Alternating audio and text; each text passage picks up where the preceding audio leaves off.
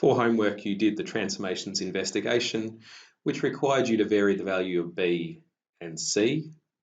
We kept the value of A constant. We used a base 2. And what you would have discovered is that varying these B and C values changes the way the graph looks. This B value here causes a number of things to happen. We get what we call a dilation and a reflection if that B value is negative. And this C value will either raise or drop the graph, depending on what the value of C is.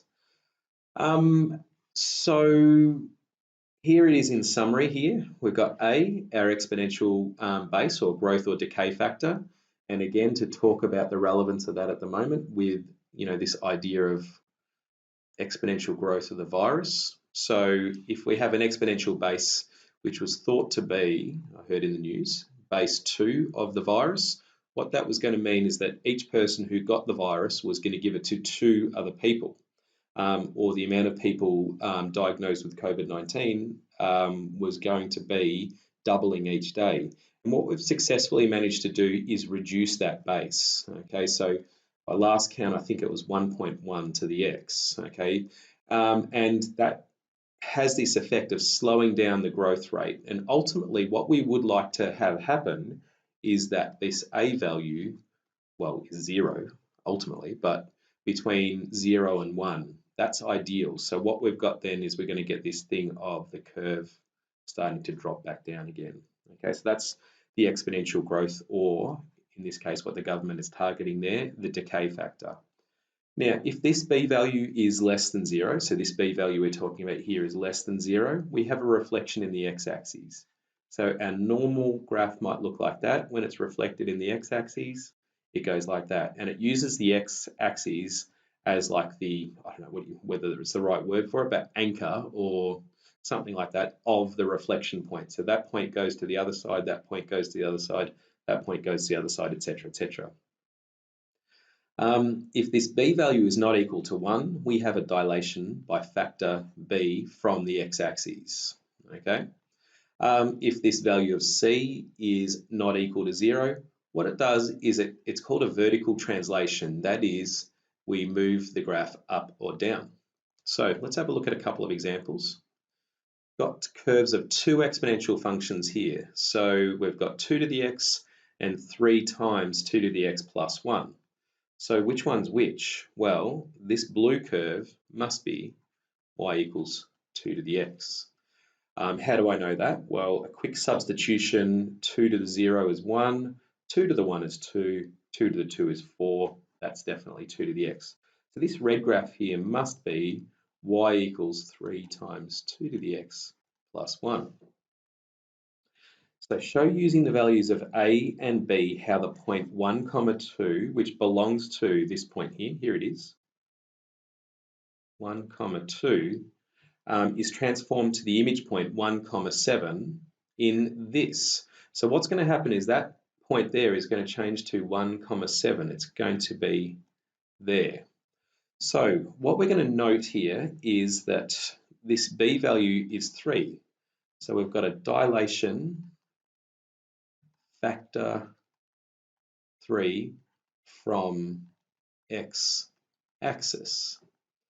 And this plus 1 means we've got a translation 1 unit up. So how does that work with a coordinate point? So what we're going to do is map the point 1, 2. So the first thing I'm going to do is apply the dilation factor, and dilation factors from the x-axis change the y value.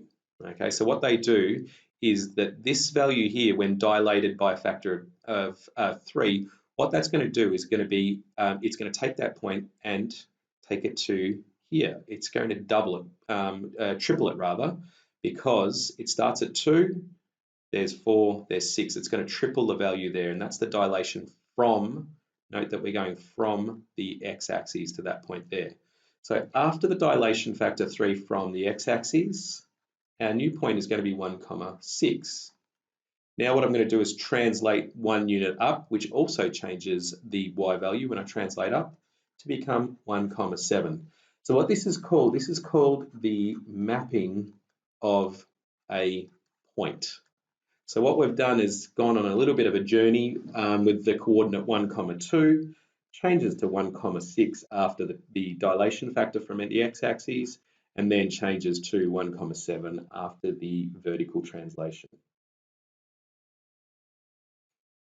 Okay, so let's have a look at a couple of examples here.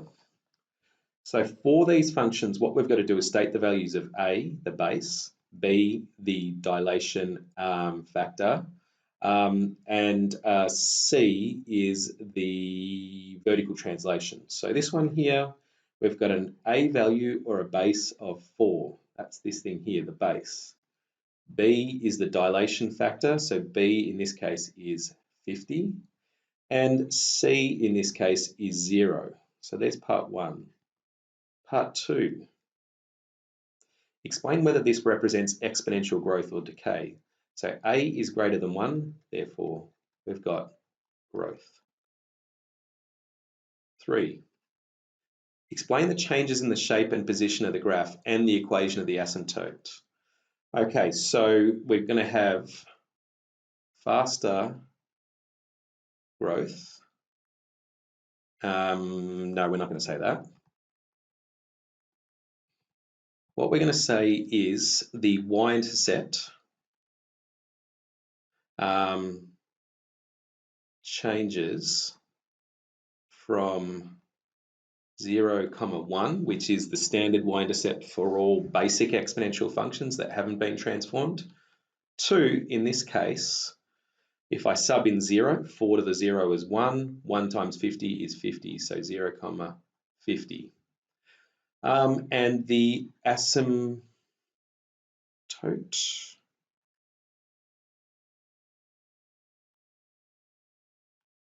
stays the same.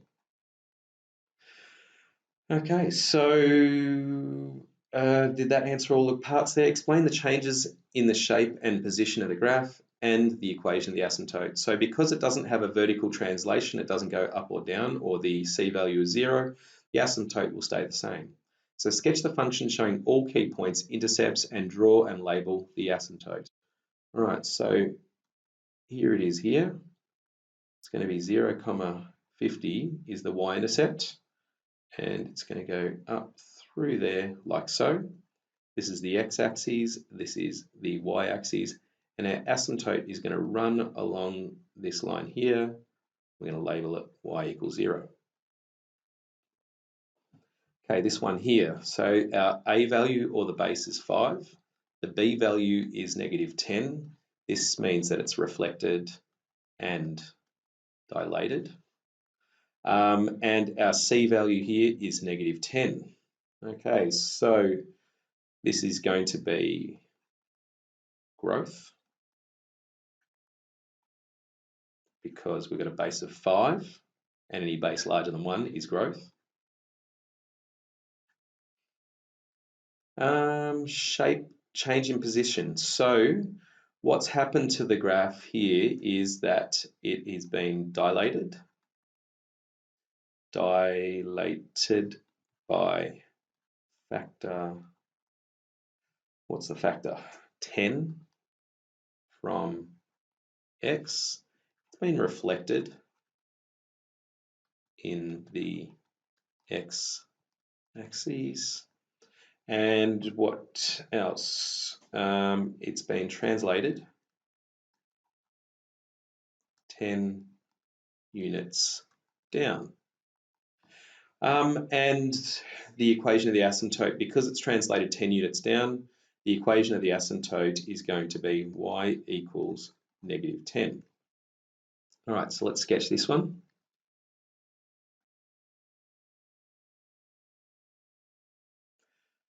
Okay, so the asymptote is at y equals -10. What's my y-intercept going to be? Well, the y-intercept is going to be at when x is equal to 0. So 5 to the 0 is 1. 1 times -10 is -10. -10 take 10 is -20. So the y-intercept is all the way down here at -20.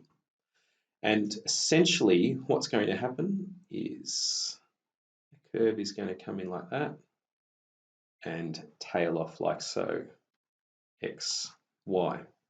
So there's all our key features that we need on that one there. So note that in this case here, the original graph, whatever it might have been, has been dilated by a factor of 10. Okay, so what that will do is shift that y-intercept.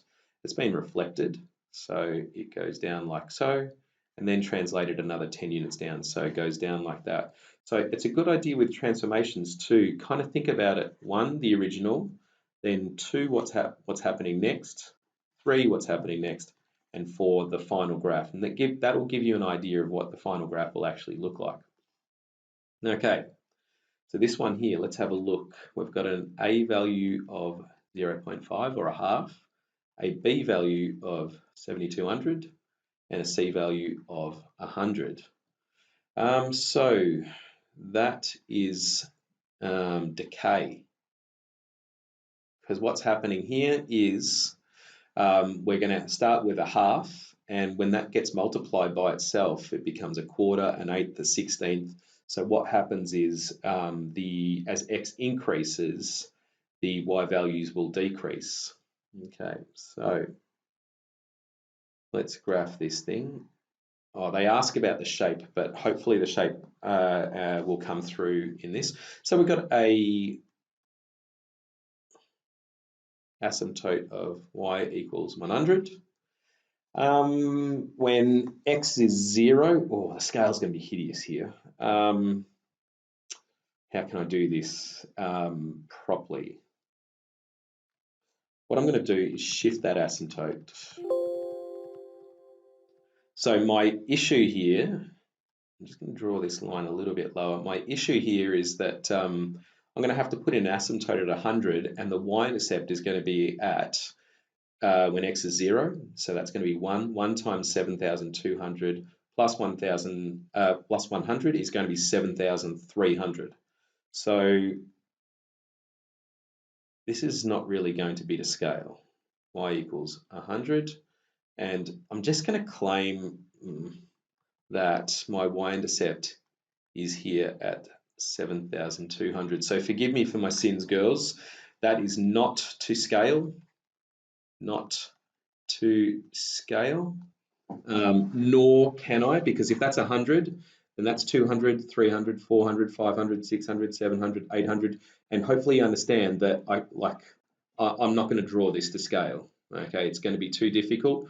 Or I could put an asymptote way down here next to the line there, but that won't be clear. So I'm just going to say it is not to scale. All right, so our y-intercept is at 7,300 as stated before, and because it hasn't been reflected, our exponential function is simply going to go something like so. X-axis, y-axis.